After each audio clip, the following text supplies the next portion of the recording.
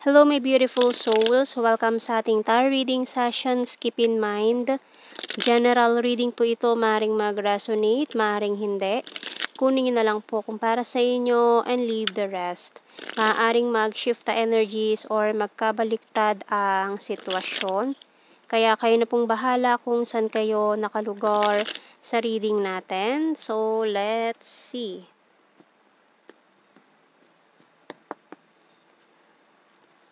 So we have here the Knight of Cups and the King of Pentacles, the Ace of Cups, and the Knight of Pentacles,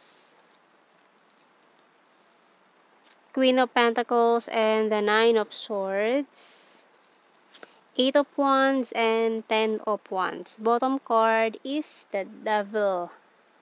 So we have a strong Capricorn energy dito. Ayan. So, tingnan natin, anong message ng Archangel muna sa reading natin na to. Kasi mukhang may paparating sa buhay mo na unexpected or hindi mo nakikitang paparating. Kasi parang may iniinda ka na a painful experience in the past. Parang inaabot na sa'yo pero dinededma mo. Tingnan natin. We have here Beloved One by Archangel Chamuel. I'm helping you with your spiritual soulmate relationship. So, kung ikaw ay may iniindang connection na hindi magtugma-tugma sa'yo, maaaring it's a wake-up call na kailangan mo ng bitawan yan.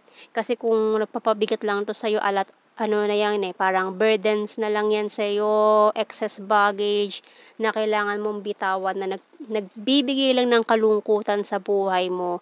No? Kasi may ibinibigay sa'yo ayan with this Eight of Wands and Ace of Cups natin, may ibinibigay sa'yo. Marami ka namang option, marami ka namang pwedeng pagpilian, pero parang makulit. Ayan, parang sinasabi mo rito na hindi, siya lang yung gusto ko Parang ayaw ko sa iba, siya lang yung gusto ko.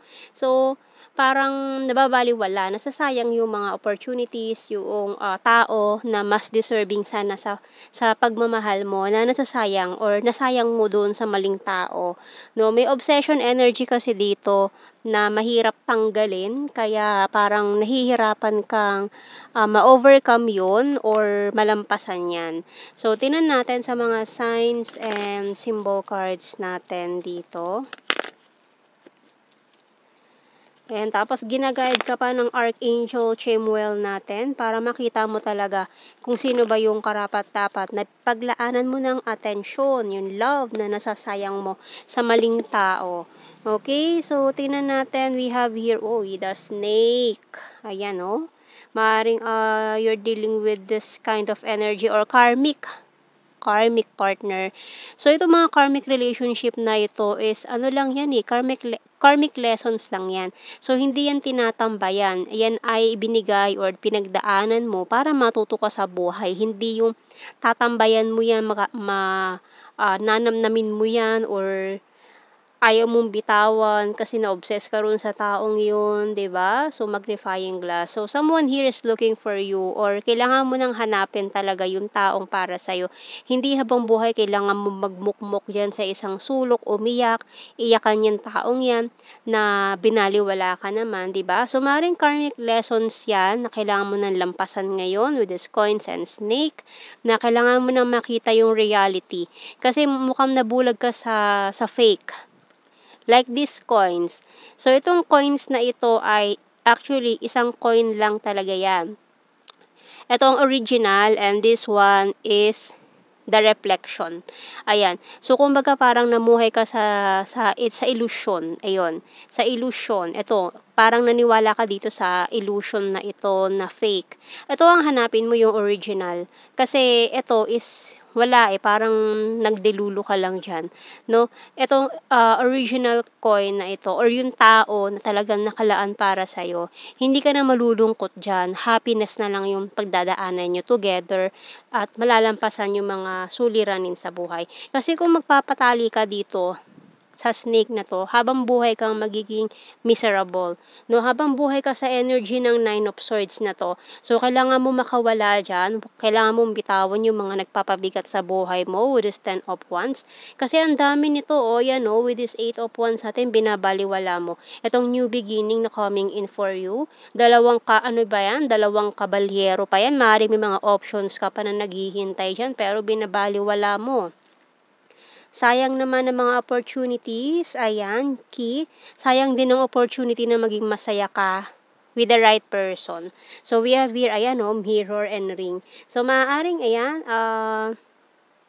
your future, ayan, future wife, future husband, ayan, and with this mask, tanggalin na ang maskara. Kasi yung taong yan, na pinipilit mo with the snake card, ayan, this person is wearing a mask. So, kumbaga, fake yung pinakita niya sa'yo, hindi totoo, ayan, kasi nga ito yung pinakita niya sa'yo, yung fake, yung illusion, yung reflection lang, na nakita mo, ayan, sa mirror, maaaring, ayan, nakita mo sa mirror yung reflection na yun na hindi naman totoo. So, hanapin mo yung talagang katapat mo, yung divine counterpart mo.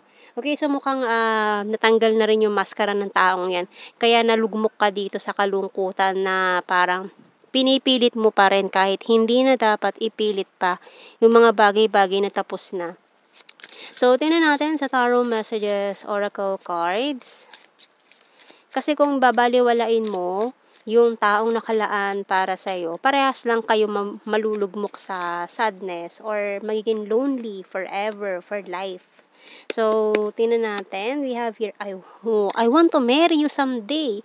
So, ayan, kung nangangarap ka pa rin ng isang kasal, isang enggrande, or hindi naman enggrande, pero yung kasal na talagang pangarap mo, na makasama itong taong to na talagang tatanggapin ka ng buo, na makukontento na sa'yo, kaysa dito sa taong ito na iniiyakan mo, ano naman, 'di ba?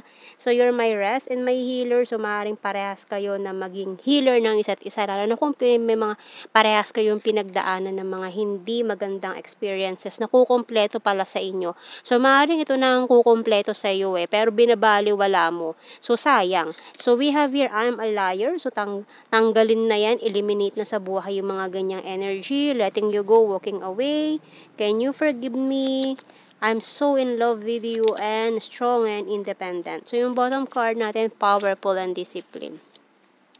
Yan. So, maaaring yan ang energy ng iyong person na coming in or yung taong binabaliwala mo lang dyan sa Gedli. Ayan. So, tingnan pa natin. Kuha pa tayo ng messages sa ating The Hidden Truth Oracle Cards. Kasi sayang naman, kung mga babaliwalain yung mga bagay or talagang para sa'yo na pala yun, binaliwala mo pa. O iikot na naman siya, diba? Para makabalik ulit. So, tingnan natin. I remember every detail of that day. I hide behind material things. I wish I could take back my words.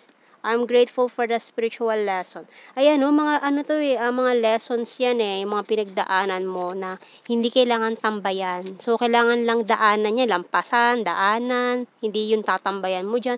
Iiyakan mo, maglulugmok ka dyan, di ba? Magsa-self-pity ka, iiyak ka, hihintayin mo siya, magmamakaawa ka, bumalik siya, di ba? So, kung hindi talaga magtugma, hindi magtutugma, no? So, minsan acceptance lang talaga yung kailangan Lalo na't nandiyan naman yung yung para sa'yo, naghihintay lang, 'di ba? So, ang tagal ni Mari, ang tagal na nito naghihintay, parang kailan ka ba matatapos diyan?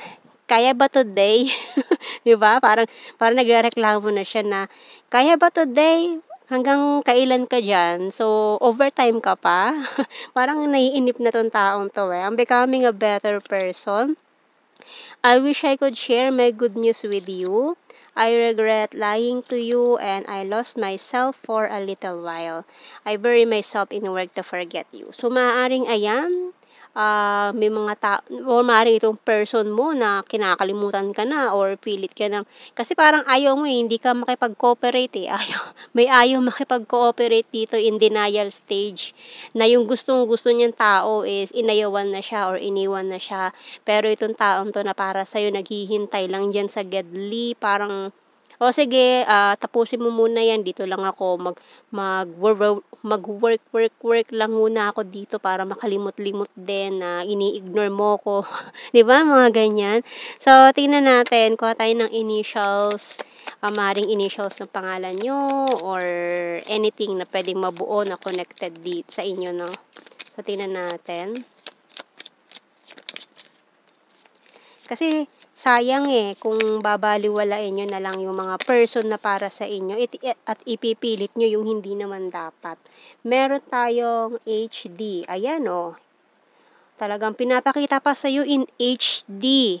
Ayan. So, malinaw na malinaw in HD, ha. So, hindi na siya blurred. Baka magkamali kita naman dito sa blurred na ito. Ayan, in HD na pinapakita na sa'yo.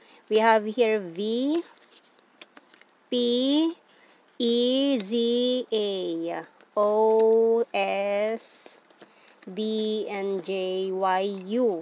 Ayan, ang dami yan, ha. Ang bottom card pala dito, letter M. So, let's see sa blue card natin. We have here engagement. So, sayang naman, ayan, Ang celebration pa, malaking celebration to naghihintay para sa'yo. Kaya kung tatanggihan mo, naku, sayang naman, di ba? And understanding.